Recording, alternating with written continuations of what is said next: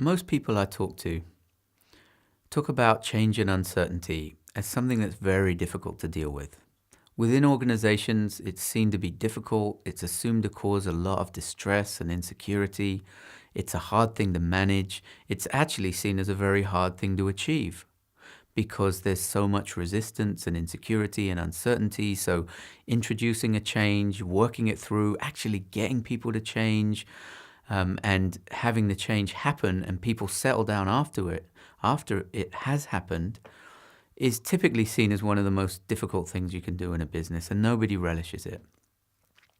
And it's not too dissimilar in people's private lives. They say, well, I find change hard, I don't like uncertainty.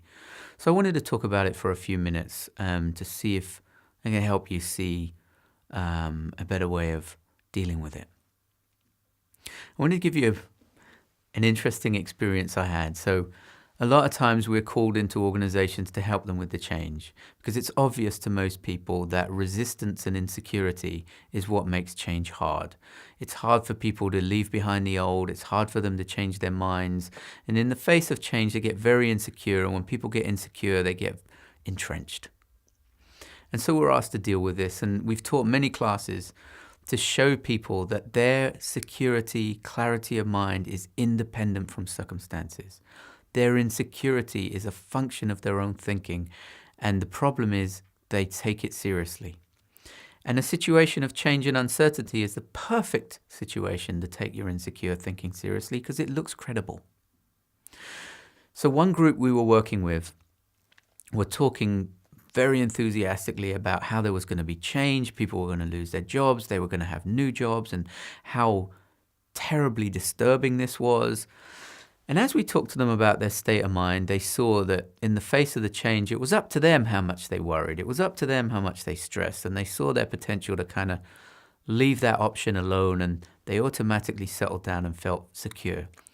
And when your mind's clear, you have a different perspective. And one of the directors said, which I thought was fascinating, I can't relate to how upset and disturbed I was by the change this morning.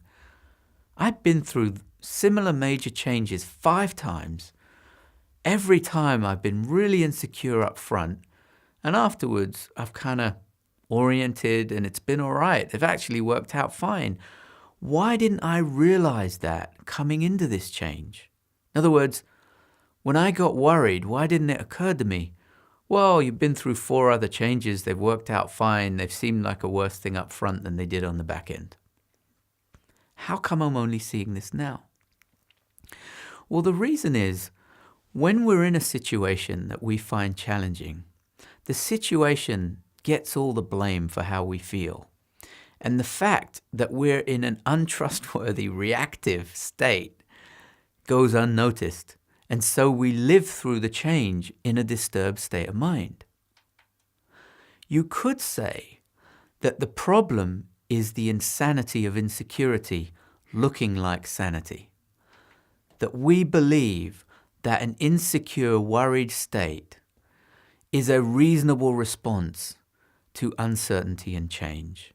And when we take a unreasonable, disturbed state of mind as a reasonable one, we always struggle.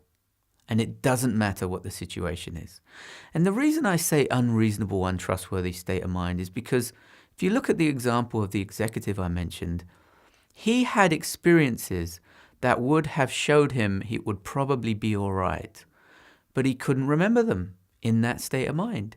He wasn't aware of them in that state of mind. So that means he wasn't even benefiting from his own experience. That makes me say that when we're insecure, we're in an untrustworthy state of mind. Now, the challenge of change in insecurity is because we know things are going to change and we know we don't know what they're going to be. It looks like feeling insecure makes sense.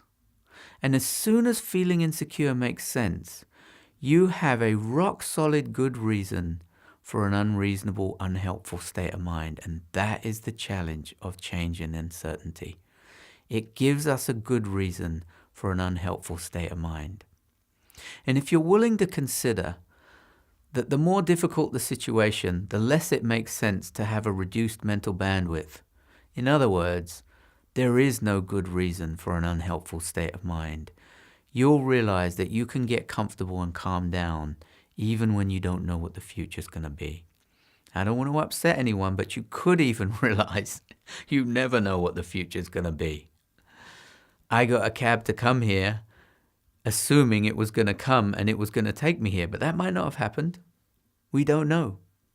And once you're willing to see not knowing is not necessarily a good reason for feeling bad, you can get comfortable feeling bad, knowing that it doesn't make sense and it will run its course. There's nothing holding it in place. And you'll discover that when you get comfortable, you tend to drift into a better feeling, into a more stable state. And even the most difficult situations look very different from a more stable state of mind.